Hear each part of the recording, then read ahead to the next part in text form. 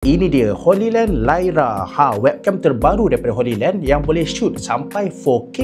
4K resolution, pro grade camera, hi-fi sound, AI noise cancellation, auto tuning dengan auto framing. So jom kita unbox dulu. First kali kita ada manual, lepas tu ni dia punya kamera, ni dia punya stand, dan last kali kita ada USB-C to USB-C. Alright, so macam ni rupa kamera dia.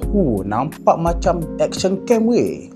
Dia punya stand ni macam ada magnet tau, so boleh lekat je macam ni. Alright, sekarang aku nak try pasang webcam ni dekat PC dan tengok macam mana hasil video dia. Cara nak letak pun senang je tau, sebab dia ada macam cangkuk macam tu.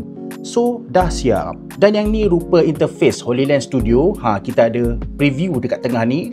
Lepas tu kat tepi ni kita boleh kawal dia punya control. Dekat sini siap boleh set nak landscape ataupun nak portrait. Lepas tu kita boleh pusingkan. Nak pusing campur darjah. Macam ni boleh. Macam ni pun boleh. Lepas tu kita boleh set juga. Sekarang ni dekat 1080 30 fps. Dan kita boleh set sampai 4K 30 fps. Dan macam ni rupa dia.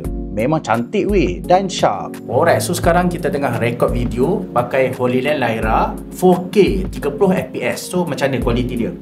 Okey ke tak? Yang bagusnya webcam ni ada built-in microphone tau, siap dengan AI noise cancellation, so korang tak perlu nak pakai mikrofon asing. Lagi satu yang best, korang boleh connectkan mikrofon HoloLens Lux Air1 ni dengan HoloLens Lyra ni, so korang boleh ada webcam dengan pakai mikrofon yang wireless. Tengok tu, siap ada function beautify tau. Boleh skin whitening, smooth skin dengan adjust skin tone. So macam ni rupa dia.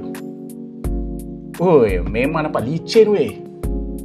Not bad. Lepas tu yang ni pula kita try connectkan webcam dekat TikTok Live Studio. Cuba tengok. Dengan hasil kualiti macam ni, nak buat live hari-hari pun semangat je. So kalau korang tengah cari webcam yang boleh shoot sampai 4K, boleh try HoloLens Lyra yang terbaru ni.